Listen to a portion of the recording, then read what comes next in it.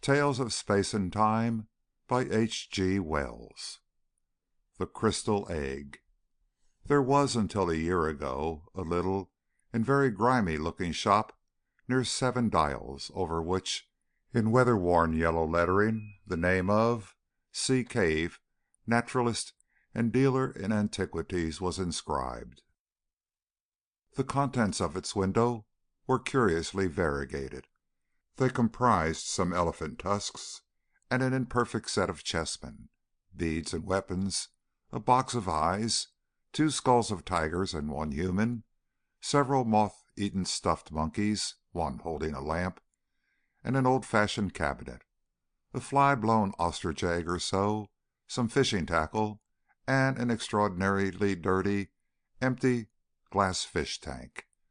There was also, at the moment the story begins, a mass of crystal, worked into the shape of an egg and brilliantly polished. And at that, 2 people who stood outside the window were looking, one of them a tall, thin clergyman, the other a black-bearded young man of dusky complexion and unobtrusive costume. The dusky young man spoke with eager gesticulation, and seemed anxious for his companion to purchase the article. While they were there, Mr. Cave came into his shop, his beard still wagging with the bread and butter of his tea. When he saw these men, and the object of their regard, his countenance fell.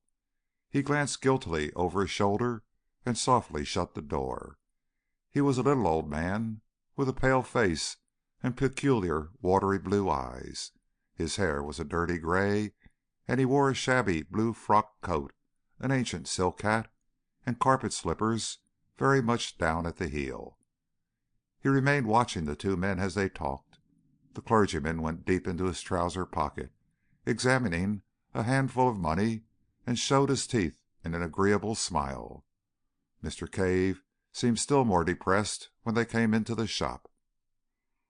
The clergyman, without any ceremony, asked the price of the crystal egg.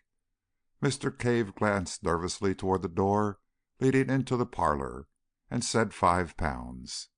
The clergyman protested that the price was high to his companion as well as to Mr. Cave.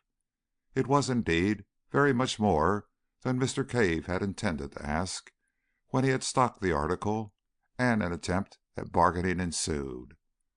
Mr. Cave stepped to the shop door and held it open. £5 is my price, he said, as though he wished to save himself the trouble of unprofitable discussion. As he did so, the upper portion of a woman's face appeared above the blind in the glass upper panel of the door leading into the parlor, and stared curiously at the 2 customers. £5 is my price, said Mr. Cave, with a quiver in his voice. The swarthy young man had so far remained a spectator, watching Cave keenly. Now he spoke. "Give him £5, he said. The clergyman glanced at him to see if he were in earnest, and, when he looked at Mr. Cave again, he saw that the latter's face was white.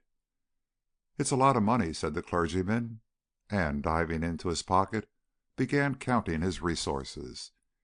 He had little more than 30 shillings, and he appealed to his companion, with whom he seemed to be on terms of considerable intimacy.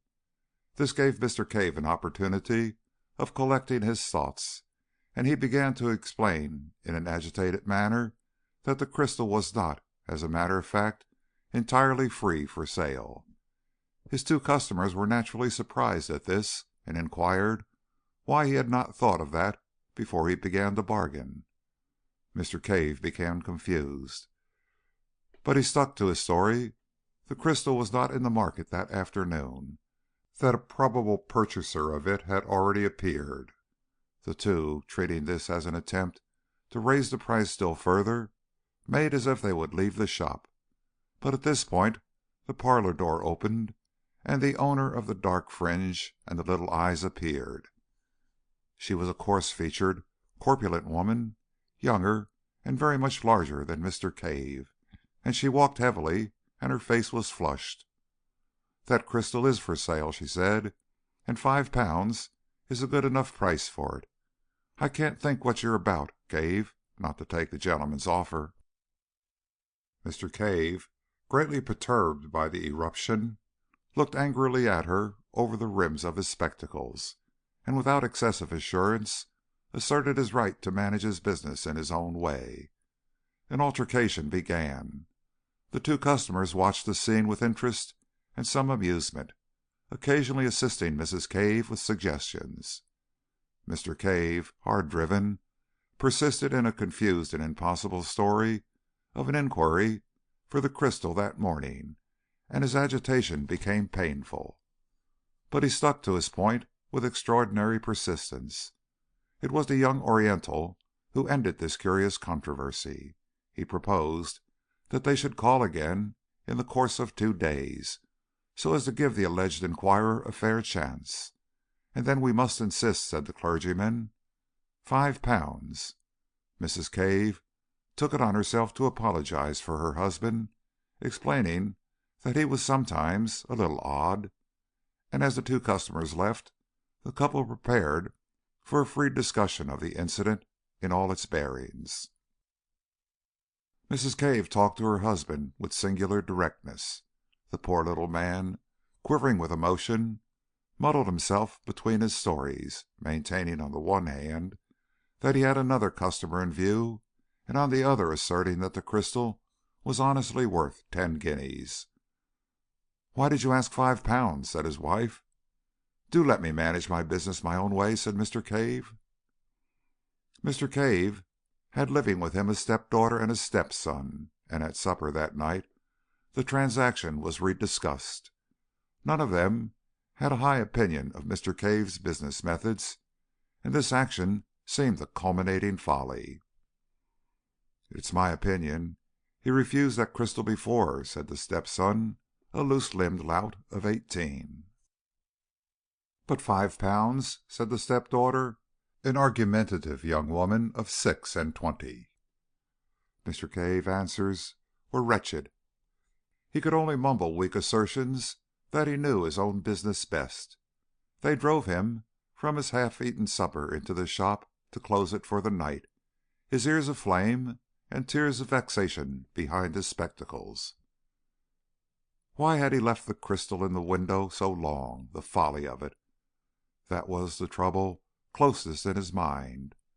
For a time he could see no way of evading sale.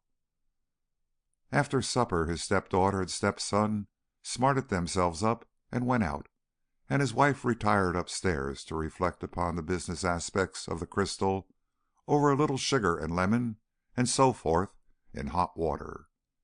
Mr. Cave went into the shop and stayed there until late, ostensibly to make ornamental rockeries for goldfish cases, but really for a private purpose that will be better explained later. The next day Mrs. Cave found that the crystal had been removed from the window, and was lying behind some second-hand books on angling. She replaced it in a conspicuous position, but she did not argue further about it, as a nervous headache disinclined her from debate. Mr. Cave was always disinclined. The day passed disagreeably. Mr. Cave was, if anything, more absent-minded than usual, and uncommonly irritable withal. In the afternoon, when his wife was taking her customary sleep, he removed the crystal from the window again. The next day Mr. Cave had to deliver a consignment of dogfish at one of the hospital schools, where they were needed for dissection. In his absence, Mrs. Cave's mind reverted to the topic of the crystal, and the methods of expenditure suitable to a windfall of £5.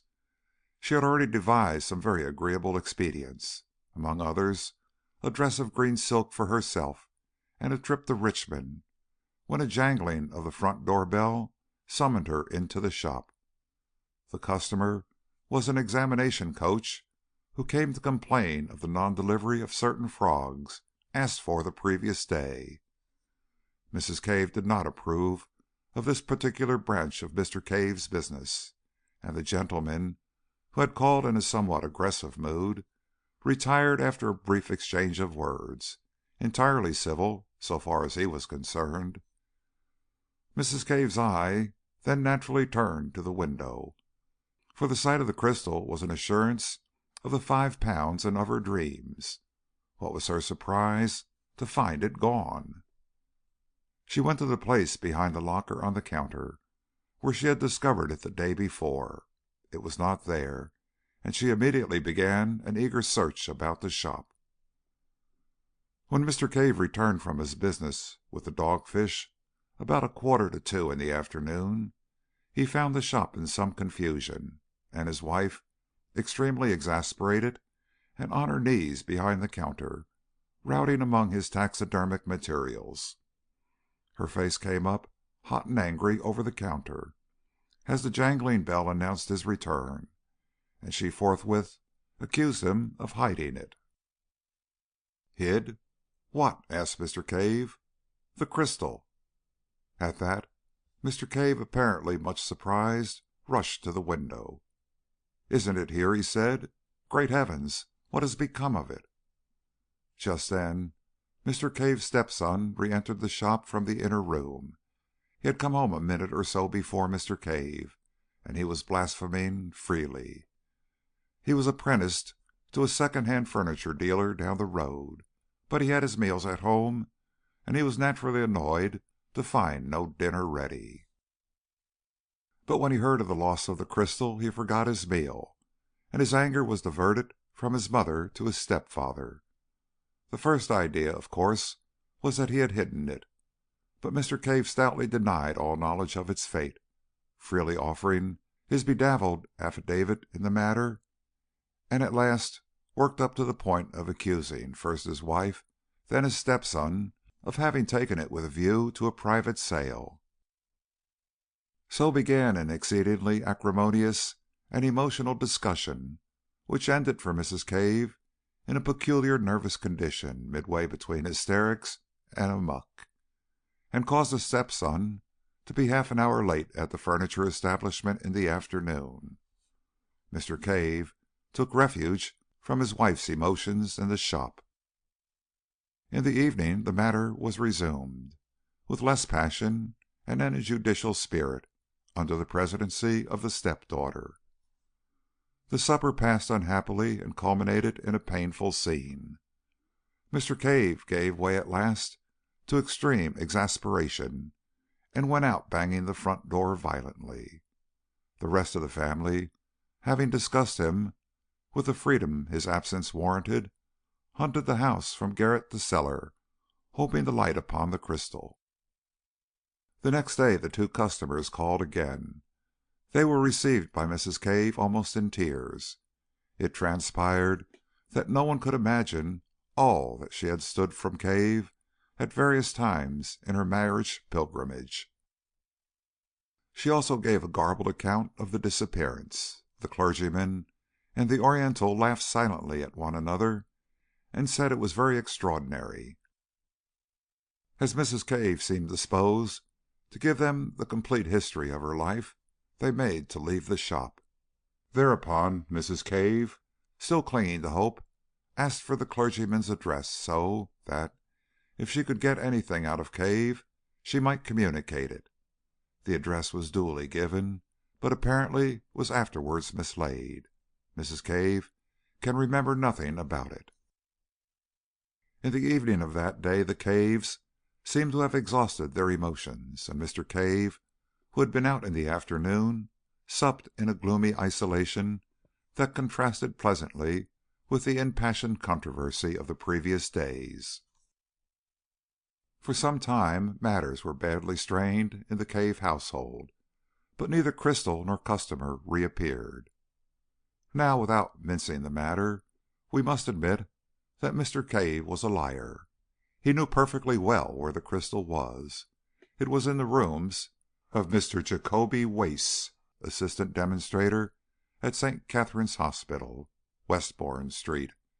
It stood on the sideboard partially covered by a black velvet cloth, and beside a decanter of American whiskey. It was from Mr. Wace, indeed, that the particulars upon which this narrative is based were derived.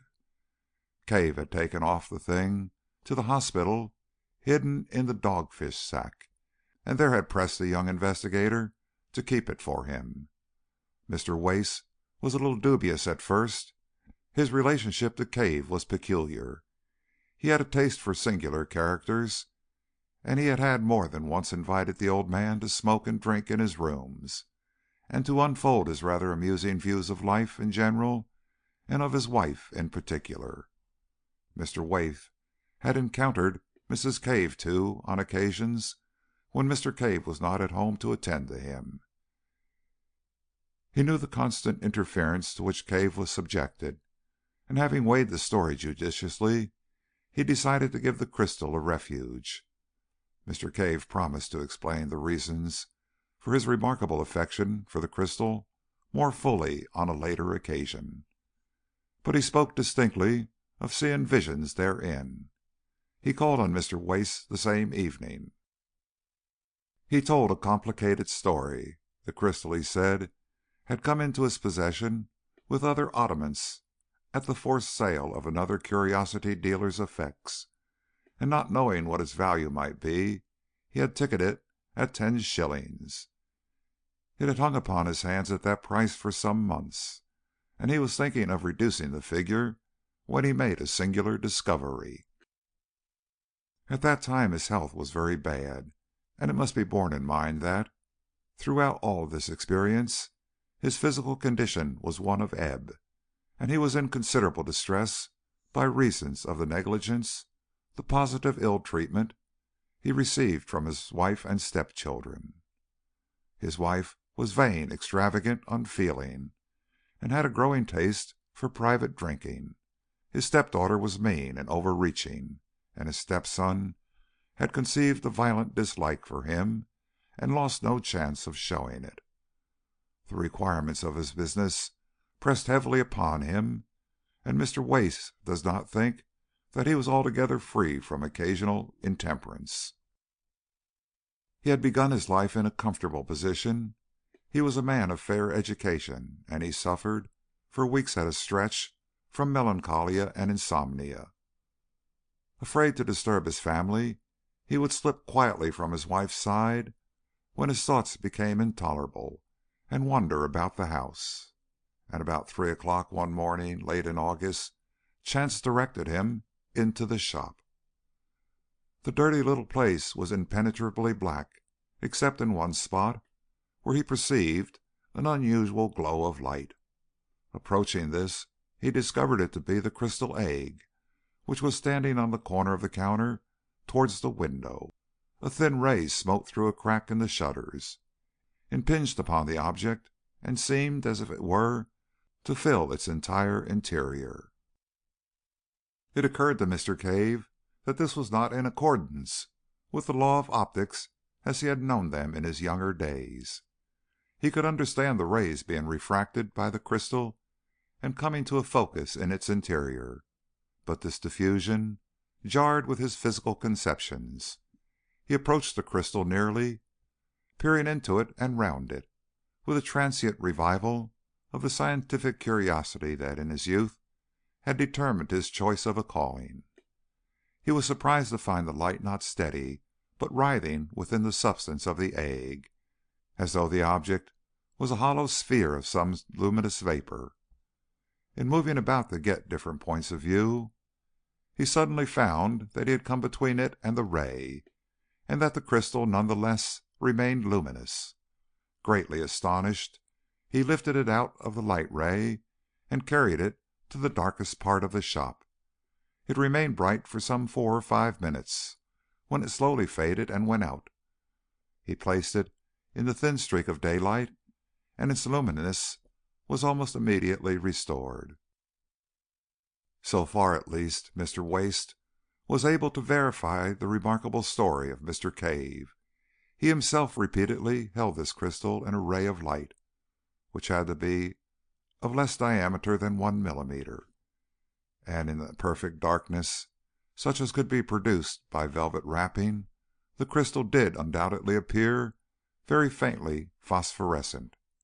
It would seem, however, that the luminousness was of some exceptional sort and not equally visible to all eyes, for Mr. Harbinger, whose name will be familiar to the scientific reader in connection with the Pasteur Institute, was quite unable to see any light whatever, and Mr. Wace's own capacity for its appreciation was out of comparison inferior to that of Mr. Cave's.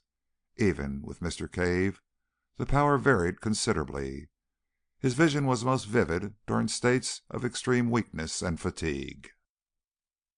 Now, from the outset, this light in the crystal exercised a curious fascination upon Mr. Cave, and it says more for his loneliness of soul than a volume of pathetic writing could do. But he told no human being of his curious observations. He seems to have been living in such an atmosphere of petty spite that to admit the existence of a pleasure would have been to risk the loss of it.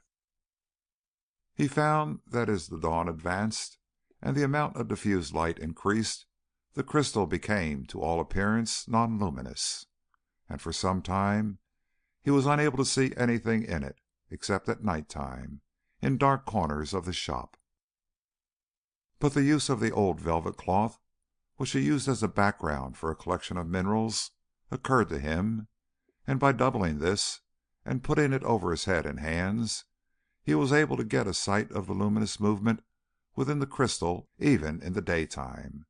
He was very cautious lest he should be thus discovered by his wife, and he practiced this occupation only in the afternoons while she was asleep upstairs, and then circumspectly in a hollow under the counter. And one day, turning the crystal about in his hands, he saw something. It came and went like a flash, but it gave him the impression that the object had for a moment opened to him the view of a wide and spacious and strange country, and turning it about, he did, just as the light faded, see the same vision again. Now it would be tedious and unnecessary to state all the phases of Mr. Cave's discovery from this point. Suffice that the effect was this: the crystal, being peered into at an angle of about 137 degrees from the direction of the illuminating ray, gave a clear and consistent picture of a wide and peculiar countryside. It was not dreamlike at all. It produced a definite impression of reality, and the better the light, the more real and solid it seemed. It was a moving picture, that is to say, certain objects moved in it, but slowly, in an orderly manner like real things, and according as the direction of the lighting and vision changed, the picture changed also. It must, indeed, have been like looking through an oval glass at a view and turning the glass about to get at different aspects. Mr. Cave's statements, Mr. Wace assures me, were extremely circumstantial and entirely free of any of that emotional quality that taints hallucinatory impressions. But it must be remembered that all the efforts of Mr. Wace to see any similar clarity in the faint opalescence of the crystal were wholly unsuccessful, try as he would. The difference in intensity of the impressions received by the two men was very great, and it is quite conceivable that what was a view to Mr. Cave was a mere blurred nebulosity to Mr. Wace. The view, as Mr. Cave described it, was invariably of an extensive plain, and he seemed always to be looking at it from a considerable height, as if from a tower or a mast. To the east and to the west the plain was bounded at remote distance by vast reddish cliffs, which reminded him of those he had seen in some picture, but what the picture was, Mr. Wace was unable to ascertain. These cliffs passed north and south. He could tell the points of the compass by the stars that were visible of a night, receding in an almost illimitable perspective and fading into the mist of the distance before they met. He was nearer the eastern set of cliffs. On the occasion of his first vision, the sun was rising over them, and black against the sunlight and pale against their shadows appeared a multitude of soaring forms that Mr. Cave regarded as birds. A vast range of buildings spread below him. He seemed to be looking down upon them, and as they approached the blurred and refracted edge of the picture, they became indistinct. There were also trees curious in shape and in coloring, a deep mossy green and an exquisite gray, beside a wide and shining canal, and something great and brilliantly colored flew across the picture. But the first time Mr. Cave saw these pictures, he saw only in flashes. His hands shook, his head moved, the vision came and went, and grew foggy and indistinct, and at first he had the greatest difficulty in finding the picture again once the direction of it was lost. His next clear vision, which came about a week after the first, the interval having yielded nothing but tantalizing glimpses and some useful experience, showed him the view down the length of the valley. The view was different, but he had a curious persuasion, which his subsequent observations abundantly confirmed, that he was regarding this strange world from exactly the same spot, although he was looking in a different direction. The long facade of the great building, whose roof he had looked down upon before, was now receding in perspective. He recognized the roof. In the front of the facade was a terrace of massive proportions and extraordinary length, and down the middle of the terrace, at certain intervals, stood huge but very graceful masts, bearing small shiny objects which reflected the setting sun. The import of these small objects did not occur to Mr. Cave until some time after, as he was describing the scene to Mr. Wace. The terrace overhung a thicket of the most luxuriant and graceful vegetation, and beyond this was a wide grassy lawn on which certain broad creatures, in the form like beetles but enormously larger, reposed. Beyond this again was a richly decorated causeway of pinkish stone, and beyond that, all lined with dense red weeds, and passing up the valley exactly parallel with the distant cliffs, was a broad and mirror-like expanse of water. The air seemed full of squadrons of great birds maneuvering in stately curves, and across the river was a multitude of splendid buildings, richly colored and glittering with metallic tracery and facets, among a forest of moss-like and lichenous trees. And suddenly something flapped repeatedly across the vision, like the fluttering of a jeweled fan or the beating of a wing, and a face, or rather the upper part of a face, with very large eyes, came as it were close to his own, and as if on the other side of the crystal.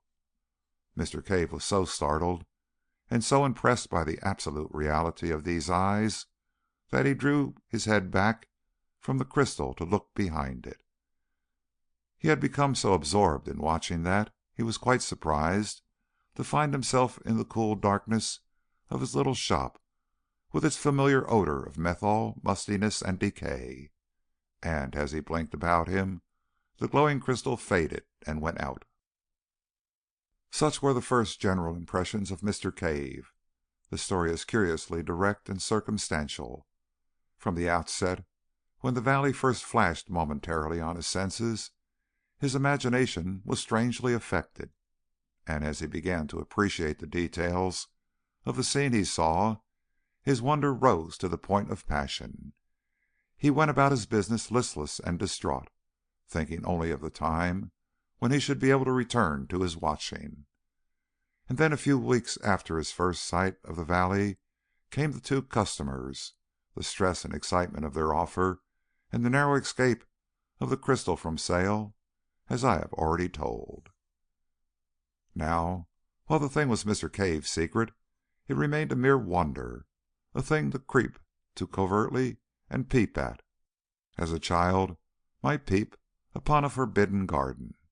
But Mr. Wace has, for a young scientific investigator, a particularly lucid and consecutive habit of mind. Directly the crystal and its story came to him, and he had satisfied himself by seeing the phosphorescence with his own eyes, that there really was a certain evidence for Mr. Cave's statements, as he proceeded to develop the matter systematically. Mr. Cave was only too eager to come and feast his eyes on this wonderland he saw, and he came every night from 8:30 until 10:30, and sometimes, in Mr. Wace's absence, during the day. On Sunday afternoons also he came. From the outset Mr. Wace made copious notes, and it is due to his scientific method that the relation between the direction from which the initiating ray entered the crystal and the orientation of the picture were proved. And by covering the crystal in a box perforated only with a small aperture to admit the exciting ray, and by substituting black Holland for his buff blinds, he greatly improved the conditions of the observations, so that in a little while they were able to survey the valley in any direction they desired. So, having cleared the way, we may give a brief account of this visionary world within the crystal. The things were all, in cases, seen by Mr. Cave, and the method of working was invariably for him to watch the crystal and report what he saw, while Mr. Wace, who as a science student had learned the trick of writing in the dark, wrote a brief note of his report. When the crystal faded, it was put into its box in the proper position, with the electric light turned on. Mr. Wace asked questions and suggested observations to clear up difficult points. Nothing, indeed, could have been less visionary and more matter-of-fact. The attention of Mr. Cave had been speedily directed to the bird-like creatures he had seen so abundantly present in each of his earlier visions. His first impression was soon corrected, and he considered for a time that they might represent a diurnal species of bat. Then he thought, grotesquely enough, that they might be cherubs. Their heads were round and curiously human, and it was the eyes of one of them that had so startled him on his second observation. They had broad silvery wings, not feathered, but glistening almost as brilliantly as new-killed fish, and with the same subtle play of color, and these wings were not built on the plan of bird wing or bat, Mr. Wace learned, but supported by curved ribs radiating from the body. A sort of butterfly wing with curved ribs seems best to express their appearance. The body was small, but fitted with two bunches of prehensile organs, like long tentacles, immediately under the mouth. Incredible as it appeared to Mr. Wace, the persuasion at last became irresistible that it was these creatures which owned the great quasi-human buildings and the magnificent garden that made the broad valley so splendid. And Mr. Cave perceived that the buildings, with other peculiarities, had no doors, but that great circular windows, which opened freely, gave the creatures egress and entrance. They would alight upon their tentacles, fold their wings to a smallness almost rod-like, and hop into the interior. But among them was a multitude of smaller winged creatures, like great dragonflies and moths and flying beetles, and across the greensward brilliantly colored gigantic ground beetles crawled lazily to and fro. Moreover, on the causeways and terraces, large-headed creatures similar to the greater winged flies, but wingless, were visible, hopping busily upon their hand-like tangle of tentacles. Allusion has already been made to the glittering objects upon the masts that stood upon the terrace of the nearer building. It dawned upon Mr. Cave, after regarding one of these masts very fixedly on one particularly vivid day, that the glittering object there was a crystal exactly like that into which he peered. And still more careful scrutiny convinced him that each one in a vista of nearly 20 carried a similar object. Occasionally one of the large flying creatures would flutter up to one, and folding its wings and coiling a number of its tentacles about the mast, would regard the crystal fixedly for a space, sometimes for as long as 15 minutes. And a series of observations made at the suggestion of Mr. Wace convinced both watchers that, so far as this visionary world was concerned, the crystal into which they peered actually stood at the summit of the endmost mast on the terrace, and that on one occasion at least one of these inhabitants of this other world had looked into Mr. Cave's face while he was making these observations. So much for the essential facts of this very singular story. Unless we dismiss it all as the ingenious fabrication of Mr. Wace, we have to believe one of two things. Either Mr. Cave's crystal was in two worlds at once, and that, while it was carried about in one, it remained stationary in the other, which seems altogether absurd, or else that it had some peculiar relation of sympathy with another and exactly similar crystal in this other world, so that what was seen in the interior of the one in this world was, under suitable conditions, visible to an observer in the corresponding crystal in the other world, and vice versa. At present, indeed, we do not know of any way in which two crystals could so come en rapport, but nowadays we know enough to understand that the thing is not altogether impossible. This view of the crystals as en rapport was the supposition that occurred to Mr. Wace, and to me at least it seems extremely plausible. And where was this other world? On this also the alert intelligence of Mr. Wace speedily threw light. After sunset the sky darkened rapidly. There was a very brief twilight interval indeed, and the stars shone out. They were recognizably the same as those we see arranged in the same constellations. Mr. Cave recognized the Bear, the Pleiades, Aldebaran, and Sirius, and so that the other world must be somewhere in the solar system, and at the utmost only a few hundreds of millions of miles from our own. Following up this clue, Mr. Wace learned that the midnight sky was a darker blue even than our midwinter sky, and that the sun seemed a little smaller, and there were two small moons, like our moon but smaller, and quite differently marked, one of which moved so rapidly that its motion was clearly visible as one regarded it. These moons were never high in the sky, but vanished as they rose, that is, every time they revolved, they were eclipsed because they were so near their primary planet. And all this answered quite completely, although Mr. Cave did not know it, to what must be the condition of things on Mars. Indeed, it seemed an exceedingly plausible conclusion that peering into this crystal, Mr. Cave did actually see the planet Mars and its inhabitants. And if this be the case, then the evening star that shone so brilliantly in the sky of that distant vision was neither more nor less than our own familiar earth.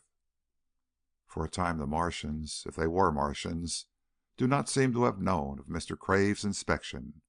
Once or twice one would come to peer and go away very shortly to some other mast, as though the vision were unsatisfactory.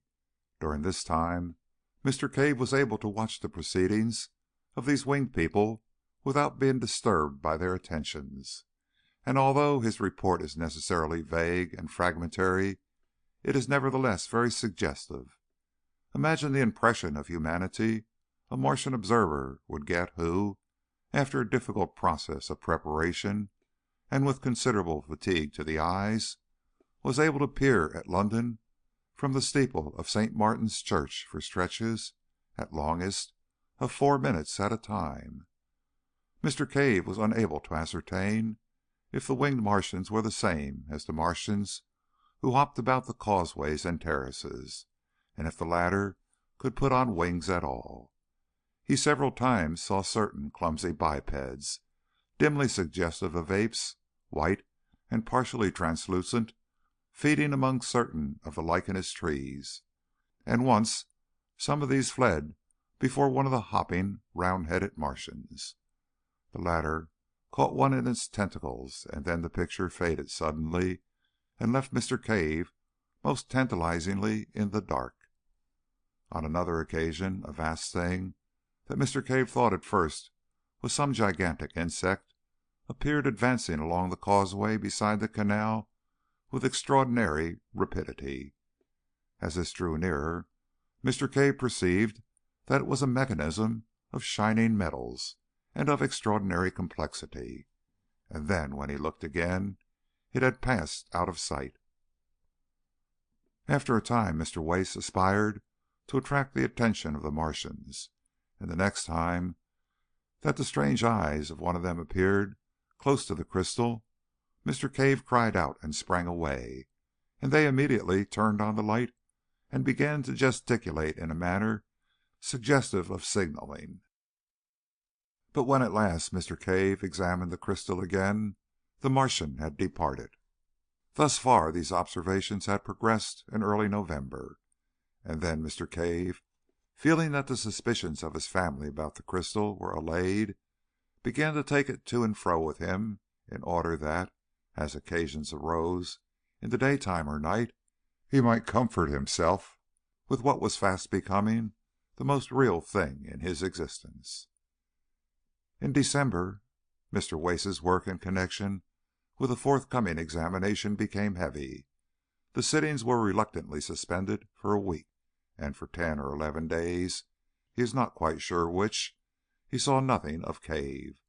He then grew anxious to resume these investigations, and, the stress of his seasonable labors being abated, he went down to Seven Dials.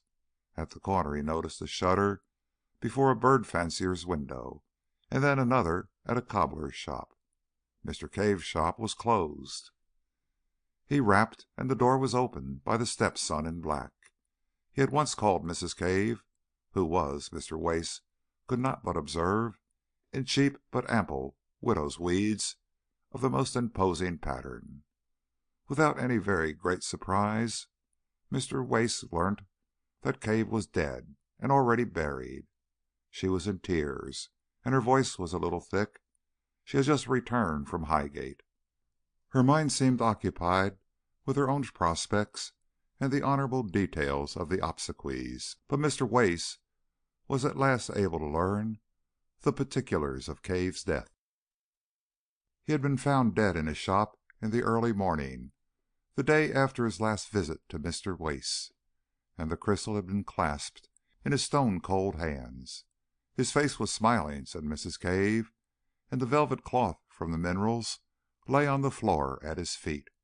He must have been dead 5 or 6 hours when he was found. This came as a great shock to Wace, and he began to reproach himself bitterly for having neglected the plain symptoms of the old man's ill health. But his chief thought was of the crystal. He approached that topic in a gingerly manner because he knew Mrs. Cave's peculiarities. He was dumbfounded to learn that it was sold. Mrs. Cave's first impulse, directly Cave's body had been taken upstairs, had been to write to the mad clergyman who had offered £5 for the crystal, informing him of its recovery. But after a violent hunt, in which her daughter joined her, they were convinced of the loss of his address.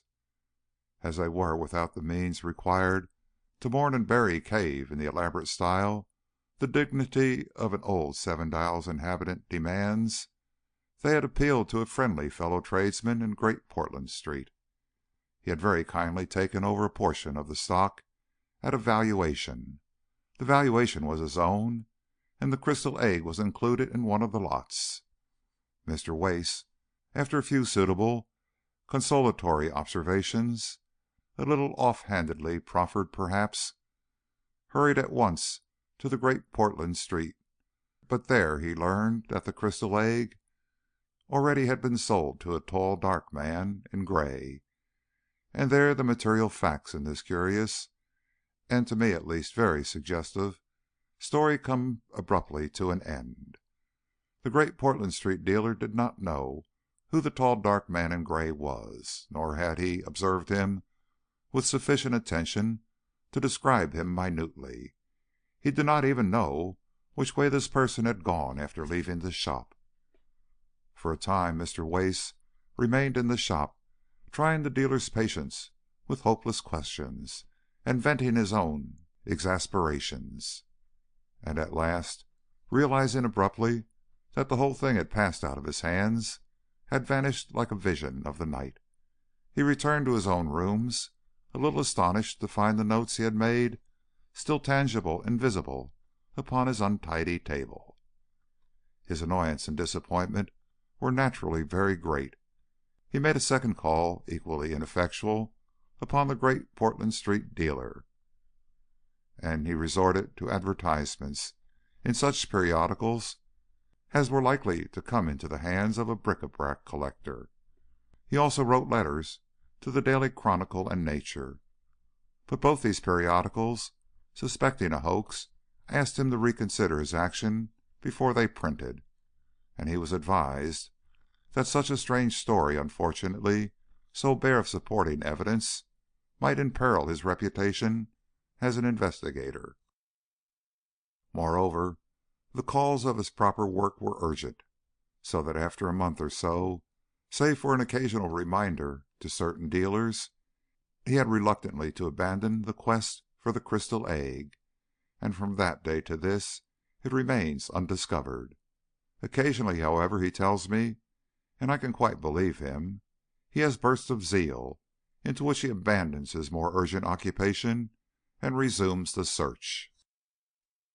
Whether or not it will remain lost forever, with the material and its origin of it, are things equally speculative at the present time. If the present purchaser is a collector, one would have expected the inquiries of Mr. Wace to have reached him through the dealers. He has been able to discover Mr. Cave's clergyman and Oriental, no other than the Reverend James Parker and the young Prince of Bosokuni in Java. I am obliged to them for certain particulars. The object of the Prince was simply curiosity and extravagance. He was so eager to buy because Cave was so oddly reluctant to sell. It is just as possible that the buyer in the second instance was simply a casual purchaser and not a collector at all. And the crystal egg, for all I know, may at the present moment be within a mile of me, decorating a drawing-room or serving as a paper-weight, its remarkable functions all unknown. Indeed, it is partly with the idea of such a possibility that I have thrown this narrative into a form that will give it a chance of being read by the ordinary consumer of fiction. My own ideas in the matter are practically identical with those of Mr. Wace. I believe the crystal on the mast in Mars and the crystal eggs of Mr. Cave's to be in some physical but at present quite inexplicable way en rapport, and we both believe further that the terrestrial crystal must have been, possibly at some remote date, sent hither from that planet in order to give the Martians a near view of our affairs. Possibly the fellows to the crystals in the other masts are also on our globe. No theory of hallucination suffices for the facts. End of section 1.